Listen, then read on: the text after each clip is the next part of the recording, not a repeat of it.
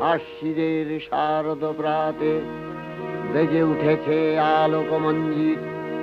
ধরণীর বহিরাকাশে অন্তরিত মেঘমালা, প্রকৃতির অন্তরাকাশে জাগরিত জ্যোতির্ময়ী জগন্মাতার আগমন বার্তা।